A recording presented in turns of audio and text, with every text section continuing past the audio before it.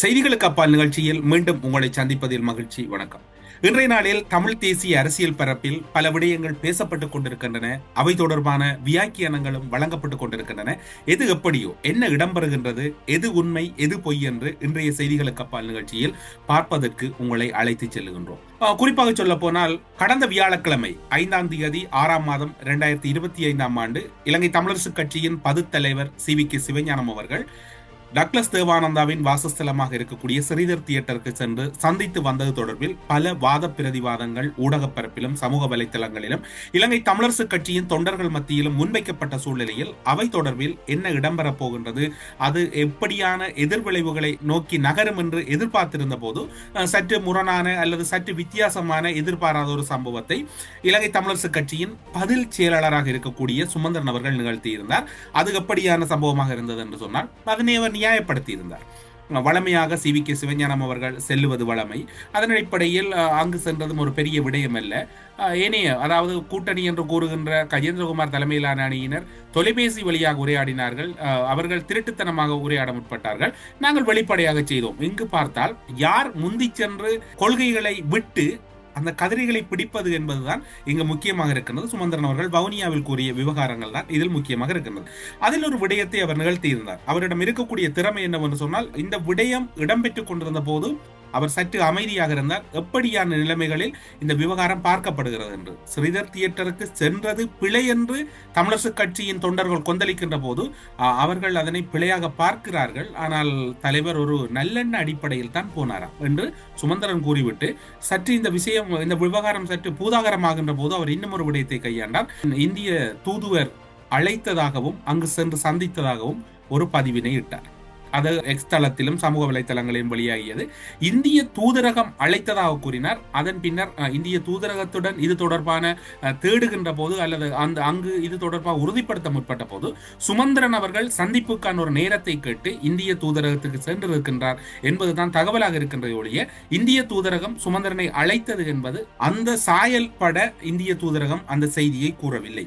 அங்கு சுமந்திரன் அவர்கள் சமூக வலைத்தளங்களில் வெளியிட்ட ஒரு பதிவுதான் சிரிப்பாக இருந்தது. அதேவேளை உள்ளூராட்சி மன்றங்களின் பின்னரான தமிழ் தேசிய கட்சிகளின் அரசியல் நகர்வு தொடர்பில் கேள்வி எழுப்பிய உயர்ஸ்தானிகளுக்கு பதிலளித்த சுமந்திரன், ஒவ்வொரு உள்ளூராட்சி மன்றத்திலும் அதிகூடிய ஆசனங்களை பெற்ற கட்சி ஆட்சி அமைப்பதற்காக ஏனைய கட்சிகள் ஒத்துழைக்க வேண்டும் என்ற கோட்பாட்டையும் தான் முன்வைத்ததார். அதாவது, இந்திய தூதரகத்துக்கு உள்ளூராட்சி மன்ற தேர்தலில் யார் வெற்றி பெற்றார்கள், யார் வெற்றி பெறவில்லை, எந்த சபையில் யார் இருக்கிறார்கள், எந்த ஒரு விவகாரமும் அவர்கள் தலையிட வேண்டிய தேவையில்லை. ஆனால் இவர் கூறுகின்றார் என்னென்றால், தன்னை நியாயப்படுத்துவதற்கு தன்னிடம் இந்தியா கூட கேட்டது, பெரும்பான்மையாக இருக்கிற இடங்களில் நீங்கள் தானே ஆட்சி அமைக்கிறீர்கள் என்றால், இது சுமந்திரன் தொடக்கத்திலிருந்து கூறி வருகின்ற விடயம். அதனை இந்தியா கோரியதாகவும் அது தொடர்பில் விளக்கம் கேட்டதாகவும் தான் அதை தெளிவுபடுத்தியாகவும் கூறுகின்றார். எவ்வளவோ விவகாரம் இருக்கின்றது. செம்மணி புதைகுழி இப்போது தோண்டப்படுகின்றது. செம்மணியில் ஒரு பெரும் படுகொலை நடந்திருக்கின்றது. அவை தொடர்பில் தோண்டப்படுகின்றது. அவற்றுக்கான நிதி போதாமல் இருக்கின்றது. அவற்றை இடைநடுவிலே அந்த விசாரணை நின்றுவிடும் என்கின்ற ஒரு ஆபத்து இருக்கின்றது. அவற்றுக்கான நிதி வேண்டும். அதை இந்தியா உதவ முடியுமா? அது தொடர்பில் இந்தியா என்ன கரிசனை, ஆக குறைந்தது இது தொடர்பான ஒரு கரிசனையை நீங்கள் செலுத்த வேண்டும். வடக்கு கிழக்கில் இப்ப காணி அபகரிப்பு இடம்பெறுகின்றது. எதனையும் கதைக்கவில்லை. தமிழரசு கட்சி ஆட்சி அமைக்க வேண்டும் என்று இந்தியா பெரும்பான்மையாக இருக்கின்ற இடங்களில் இந்தியா இந்த நிலைப்பாட்டை அவதானிக்கின்றது என்றால் என்ன நிலைப்பாடு? ஒரு தூதரகம் அது சரி. இப்போது சுமந்திரன் கூறுவதில் ஒரு நியாயம் இருக்கின்றது. ரணில் விக்ரமசிங்கவும் டலஸ் அழகப்பெருமவுக்கும் இடையில் போட்டி இடம்பெற்ற போது இந்திய தூதரகத்தில் இருக்கக்கூடிய ஒரு அரசியல் பிரிவின் முக்கியஸ்தராக இருந்தவர் தொலைபேசி வழியாக அப்போது தமிழ் தேசிய கூட்டமைப்பாக இருந்தவர்கள் இடத்தில் உரையாட முற்பட்ட போது அவருடைய தொலைபேசியின் உரையாடல் வெளியே சென்றதனால் இன்று அவர் பதவியை இழந்திருக்கிறார். அவரே கூறினார், அன்று டலஸ் அழகப்பெருமவுக்கு வாக்களியுங்கள் என்ற விவகாரம் ஊடகப்பரப்பிலும் பெரும் சலசலப்பை ஏற்படுத்தி பாவம் என்று அந்த அதிகாரி வேலை இல்லாமல் இருக்கின்றார். அதற்கும் காரணமானவர்களுக்கு தெரியும் இதனுடைய சூழ்நிலை. இந்திய தூதரகமும் சில விடயங்களில் தலையிடாது என்று கூற முடியாது. ஒரு பிரயோசனமற்ற விடயங்களில் இந்தியா தலையிடும். செம்மணி விவகாரத்தில் சுமந்திரன் கதைத்திருக்கலாம், என்று காணி அபகரிப்பை கதைத்திருக்கலாம். எவ்வளவு விடயம் இருக்கின்ற போது இதனை கதைத்தமையானது எல்லோர் மத்தியிலும் வேடிக்கையாக இருக்கின்றது. அன்று மாலை 6ஆம் தேதி இவர் ஏன் இதை சந்தித்தார் என்றால், ஒருவேளை இன்னும் ஒரு சந்தேகம் எல்லோரும் வெளியிடுகின்றார்கள், CVK சிவஞானத்தை ஸ்ரீதர் தியேட்டருக்கு அனுப்பி வைத்தது இந்தியா தானா என்கின்ற சந்தேகமும் பலரிடம் இருக்கின்றது. என்று சொன்னால் 6ஆம் தேதி இந்த சந்திப்பு இந்திய தூதரகத்தில் இடம்பெறுகிறது. 5ஆம் தேதி CVK சிவஞானம் டக்ளஸ் தேவானந்தாவை சந்திக்கின்றார். அப்படியே தமிழ் தேசிய கொள்கையை உடைப்பதில் இந்தியா பின்னணியில் இருக்கின்றது என்ற சந்தேகம் இருக்கின்றது. அதற்கு கருவியாக சுமந்திரன் CVK சிவஞானத்தை இந்தியா பயன்படுத்துகிறதா என்கின்ற சந்தேகம் மக்கள் மத்தியில் இருக்கின்றது.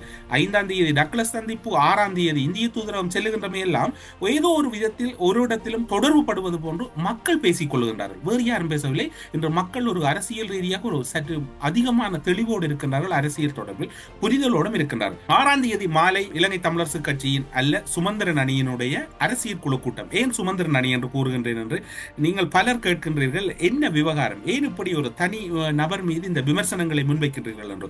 ஒரு 75 வருடங்கள் பாரம்பரியம் மிக்க ஒரு கட்சியை ஒரு தனி நபர் இப்படி ஒரு தான் போன போக்குக்கெல்லாம் இழுத்து செல்லுகின்ற போது அந்த நபர் மீது மட்டும்தான் விமர்சனத்தை முன்வைக்கலாமே ஒழிய யார் மீது இந்த விமர்சனம் வைக்க முடியும்? ஒரு குடும்பத்திலே ஒரு குடும்பத் தலைவன் பிழை விடுகிறார் என்றால் பக்கத்து வீட்டு குடும்பத் தலைவன் மீது நாங்கள் குற்றச்சாட்டுகளை முன்வைக்க முடியும். யார் பிழை செய்கின்றானோ அவர் மீது தான் அந்த குற்றச்சாட்டுகளை முன்வைக்க முடியும்.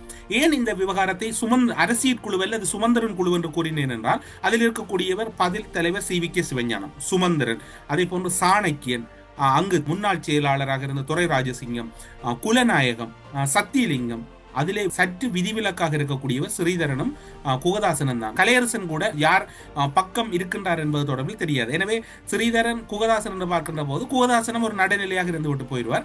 எனவே இது ஒரு சுமந்திரன் குழுவினுடைய அரசியல் குழு. அங்கு ஸ்ரீதரன் மட்டும்தான் தனியாக ஒருவராக இருக்கின்றார். அண்மையில் இடம்பெற்ற இலங்கை தமிழரசு கட்சியின் மத்திய குழு கூட்டத்திலே ஒரு தீர்மானம் எடுக்கப்படுகின்றது.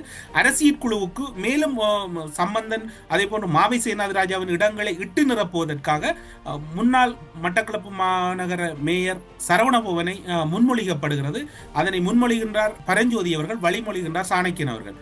ஆனால் இந்த கூட்டத்துக்கு முன்னாள் மேயர் சரவணவன் அவர்கள் அழைக்கப்படவில்லை. ஏன் அழைக்கப்படவில்லை என்றால் CVK ஸ்ரீதர் தியேட்டருக்கு சென்றது தவறு என்று அறிக்கை விட்டார். அதனால் அவர் அழைக்கப்படவில்லை. அது கூட்டத்தின் தீர்மானத்தை இங்கு சுமந்திரன் மீறி இருக்கின்றார். ஆனால் அவர் அழைக்கப்படவில்லை. ஆனால் அவர் இது தொடர்பான சரியான விளக்கமும் தெரியாது. ஆனால் அந்த கூட்டத்தின் பின்னர் அந்த இடத்திலே பார்க்கின்ற போது அவருடைய பிரசன்னம் உறுதிப்படுத்தப்படவில்லை.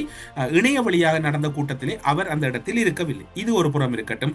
அப்படியானால் இந்த நிறுவுகின்ற போது இந்த குழு அரசியல் குழுவல்ல, சுமந்திரன் குழு என்றுதான் கூற வேண்டும். ஆனால் அந்த அரசியல் குழுவிலே ஒரு மிக முக்கியமான விடயம் பேசப்பட்டிருக்கின்றது, பேசுபொருளாக மாறி இருக்கின்றது. அந்த விடயத்திலே சில கோபதாவங்களும் சில எச்சரிக்கைகளும் இடம்பெற்றிருக்கின்றன. அவை என்னவென்று பார்ப்போம். ஸ்ரீதர் தியேட்டரில் CVK சிவஞானம் சென்றது அல்லது சந்தித்தது தொடர்பில் வலிமையான ஒரு கருத்தை முன்வைக்கின்றார்.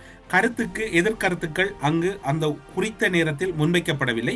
ஆயினும் தமிழரசு கட்சியின் தலைவர் ஸ்ரீதர் தியேட்டரை தேடி சென்று டக்ளஸ் தேவானந்தாவை சந்தித்தமை சத்தியலிங்கமும் அங்கு தன்னுடைய அதிருப்தியை வெளியிடுகின்றார். இந்த சந்திப்பு தன்னால் ஏற்றுக்கொள்ள முடியாது என்று. ஆயினும் இன்னும் ஒரு சம்பவம் இருக்கின்றது. ஒருவர் இருக்கின்றார், அவர் திடீரென்று வருவார், திடீரென்று மறைந்து விடுவார். அவர் யார் என்று பார்ப்போம். ஆயினும் தலைவர் CVK சிவஞான தலைவர் என்று இலங்கை தமிழரசு கட்சியினர் கூறுகின்ற பதில் தலைவர் CVK சிவஞானத்தை கூறுகின்ற கட்சியின் நிலைமை கருதி எடுத்த நடவடிக்கை தம்மால் முழுமையாக புரிந்து கொள்ளப்படுகிறது என தெளிவுபடுத்தினார் துரை ராஜசிங்கம். அதாவது ஸ்ரீதர் தியேட்டருக்கும் டக்ளஸோடும் கலந்துரையாடியது சரி என்று துரை ராஜசிங்கம் கூறுகின்றார். அதன் பின்னர் தான் பெரியதொரு சம்பவம் இருக்கின்றது. EPDPயின் ஆதரவை கோரிய விடயத்தில் தம்முடைய எதிர்ப்பை கட்சியின் அரசியல் குழுவில் ஸ்ரீதரன் பதிவு செய்தாலும் அதை கட்சி நிர்வாகத்தை பாதிக்காத விதமாக விமர்சிக்கும் விடயமாக மாற்றக்கூடாது என்று அழுத்தம் திருத்தமாக சாணக்கியன் கூறுகிறார். நீங்க அரசியல் குழுவில் அந்த விடயத்தை நீங்க உங்களோட அதிருப்தியை வெளியிட்டிருக்கலாம், ஆனால் நீங்கள் இந்த விடயத்தை ஒரு அரசியலாக்க கூடாது என்று சொல்லி சாணக்கியன் எச்சரிக்கின்றார் ஸ்ரீதரனை. அதன் பின்னர் டக்ளஸ் சம்பந்தமான விவகாரம் அரசியல் அதிர்வலைகளை தமிழரசு கட்சிக்குள் ஏற்படுத்தி இருக்கையில் மாவை சேனாதிராஜாவின் நினைவுரையை ஒட்டிய நாடாளுமன்ற அஞ்சலியை பயன்படுத்தி மாவையை கொல்வதற்கு முயன்றார் டக்ளஸ் தேவானந்தா என்ற சந்தர்ப்பத்தில் ஸ்ரீதரன் உரையாற்றியமை சாணக்கியன் சுட்டிக்காட்டவில்லை. அது ஏன் அப்படி உரையாற்றுகிறீர்கள்? எங்களுடைய கட்சி பேசிக் கொண்டிருக்கிறது, சுமந்திரன் அணி டக்ளஸோடு பேசுகிறது, நீங்கள் அப்படி உரையாற்றினீர்கள் என்றுதான் அதனுடைய அர்த்தம் படுவதாக கூறப்படுகிறது. சாணக்கியன் இன்னும் ஒரு வாதத்தை முன்வைக்கின்றார். அப்படி என்றால் ஸ்ரீதரன் முன்னின்று நடத்திய மாவி சேனாதிராஜாவின் மரண வீட்டுக்கு டக்ளஸ் தேவானந்தா வந்தபோது அவரை உபசரித்து அவருக்கு கதறி போட்டு அவரை நீங்கள் வரவேற்றீர்கள். ஆனால் அவரை அந்த நிகழ்வில் திட்டமிட்ட வகையில் எங்களை நிராகரித்து விட்டீர். அதாவது குறித்த ஒரு சிலர் அந்த மரண வீட்டுக்கு செல்ல முடியாமல் இறுதி அஞ்சலியில் செலுத்த முடியாமல் வீதியில் நின்ற அந்த சந்தர்ப்பத்தை அவர் சுட்டிக்காட்டுகின்றார். அதாவது ஸ்ரீதரனை சாணக்கியன் டக்ளஸ் தேவானந்தாவுக்கு எதிராக நாடாளுமன்றத்தில் உரையாற்றியதை வன்மையாக கண்டிக்கின்றார். அரசியல் குழுவில் நீங்கள் அரசியல் குழுவில் பதிவிட்டது இருக்கலாம், இதனை அரசியலாக்க கூடாது என்று சாணக்கியன் எச்சரிக்கின்றார். நீங்கள் சுமந்திரனுடைய முகநூல் பக்கத்திலே பார்க்கலாம். அங்கு டக்ளஸ் தேவானந்தாவின் கடந்த கால உரைகள், கடந்த கால செய்திகளை சுமந்திரன் அவர்கள் பகிர்ந்து கொள்கின்றார். இப்போது இலங்கை தமிழரசு கட்சியின் பேச்சாளராகவும் டக்ளஸ் தேவானந்தாவின் பேச்சாளராகவும் சுமந்திரன் பரிணமித்திருக்கின்றார். அவருடைய முகநூல் பக்கத்திலே துரைராஜசிங்கம் அவர்கள் கூறுகின்ற ஒரு விடயம் முக்கியமான விடயமாக இருக்கின்றது. அவர் கூறுகின்றார், கட்சியின் நிலைமையை கருத்தில் கொண்டு சி.வி.கே. சிவஞானம் எடுத்த முடிவை புரிந்து கொள்ள வேண்டும் என்கின்றார். துரைராஜசிங்கம் அவர்களே, உங்களுடைய தம்பி மாகாண சபை தேர்தலிலே எங்கிருந்தார்? உங்களுடைய மாகாண சபை காலங்களிலே உங்களுடைய பிரத்திய செயலாளராக இருந்தவர் தங்கவேல். அதன் பின்னர் நாடாளுமன்ற தேர்தலில் 2020 அவருக்கு ஆசனம் கிடைக்கவில்லை என்று அவர்தான் கட்சியினுடைய பலர் தோல்விக்கு காரணமாக இருந்தவர். கடந்த தேர்தலிலே அவருக்கு ஆசனம் வழங்கப்படவில்லை. இம்முறை நடந்து முடிந்த நாடாளுமன்ற தேர்தலிலும் உள்ளூராட்சி மன்ற தேர்தலிலும் உங்களுடைய ஒன்றுவிட்ட உறவு முறையான தம்பி என்பிபி, அதாவது தேசிய மக்கள் சக்திக்கு வேலை செய்தார். உங்களுக்கு தெரியும், நீங்களும் அதனை நன்கு அறிவீர்கள். இன்னும் ஒரு விடயம் இருக்கின்றது. மட்டக்களப்பிலும் பல சபைகள் அமைப்புகளில் திண்டாட்டமாக இருக்கின்றது. துரைராஜசிங்கம் அவர்களே, அரசியல் சூழ்நிலையை கருத்தில் கொண்டு சி.வி.கே. வடக்கில் அந்த முடிவெடுக்கலாம் என்றால் ஏன் கிழக்கிலும் வாவிக்கரை வீதியில் இருக்கக்கூடிய பிள்ளையானின் அலுவலகத்துக்கு சி.வி.கே.யின் சார்பில் நீங்கள் ஒரு முறை சென்று வாருங்களேன், அல்லது கருணாவையும் பிள்ளையானையும் நீங்கள் ஒரு முறை சந்திங்களேன். உங்களுக்கு தனி கொள்கையே இல்லை. கொள்கை இல்லாத உங்களுக்கு என்னத்துக்கு இப்படி இருக்கின்ற போது வடக்கில் ஒரு நியாயம், கிழக்கில் ஒரு நியாயமா? பிள்ளையானையும் சந்தியுங்கள், கருணாவையும் சந்தியுங்கள். அதைத்தான் கிழக்கில் இருக்கக்கூடிய கட்சியினுடைய தொண்டர்கள், முக்கியஸ்தர்கள் எல்லோரும் கேட்கின்றார்கள். இதற்கு என்ன பதில் இருக்கின்றது? துரைராஜசிங்கம் அவர்களே, நீங்கள் கதைப்பது அரிதிலும் அரிது, ஆனால் பெருமதியாக கதைப்பீர்கள். அப்படி இருக்கின்ற போது கிழக்கில் பிள்ளையானை சந்திப்பதற்கு நீங்கள் ஒரு முறை முயற்சி செய்து பார்க்கலாமே. அப்படி பிள்ளையானோடு நீங்கள் சென்றால், வடக்கில் சுமந்திரனும் சி.வி.கேயும் டக்ளஸோடு சென்றால் சபை அமைப்பதில் பெரிய நெருக்கடி இல்லை தானே? அதனை ஒரு முறை நீங்கள் பரிசோதித்து பாருங்கள். டிஎம்பிபியோடு கதைப்பதற்கு நீங்கள் முயற்சி செய்யுங்கள். ஏனென்று சொன்னால், வடக்கில் ஒரு நிலைமை, கிழக்கில் ஒரு நிலைமை என்கின்ற ஒரு கருத்து அல்லது அது ஒரு வாதமாக மாறிவிடும். அதனை நீங்கள் தவித்துக் கொள்வது ஊடக ரீதியாக ஒரு ஆலோசனை முன்வைக்கப்படுகின்றது. ஒட்டுமொத்தத்தில் டக்ளஸுக்கு கதைத்தவுடன் கோபம் கொண்ட சாணக்கியனும் இந்திய தூதரகத்தில் புலம்பி எழுத சுமந்திரனும் என்றுதான் கூற வேண்டி இருக்கின்றது. டக்ளஸின் சந்திப்பை நியாயப்படுத்துவதற்கு அல்லது அந்த கருத்தை மறைப்பதற்கு இந்திய தூதரகம் சென்றார் சுமந்திரன். டக்ளஸ் தேவானந்தாவுக்கு ஸ்ரீதரன் கதைத்த போது கோபப்பட்டார் சாணக்கியன். அரசியலில் எல்லாம் புதிதாக இடம்பெறுகின்றது. எது இடம்பெறுகிறதோ பொறுத்திருந்து பார்ப்போம் எப்படியான சூழ்நிலைகளை நோக்கி நகரக்கூடியது என்று. இது இவ்வாறு இருக்கின்ற போது மார்ட்டின் வீதியிலே இப்போது வரைக்கும் 63 கடிதங்கள் கட்சியின் அடிமட்ட தொண்டர்கள் டக்ளஸின் சந்திப்பை அடுத்து கட்சியிலிருந்து விலகுவதான ஒரு அறிவிப்பு அல்லது அவர்களுடைய ராஜினாமா கடிதங்கள் கட்சியின் மார்ட்டின் வீதிகளுக்கு சென்றிருப்பதாக அங்கிருக்கக்கூடிய தகவல்கள் கூறுகின்றன. உங்களுடைய கட்சியில் இருக்கக்கூடிய உள்வீட்டு தகவல்கள் தான் இப்படி கூறுகின்றன.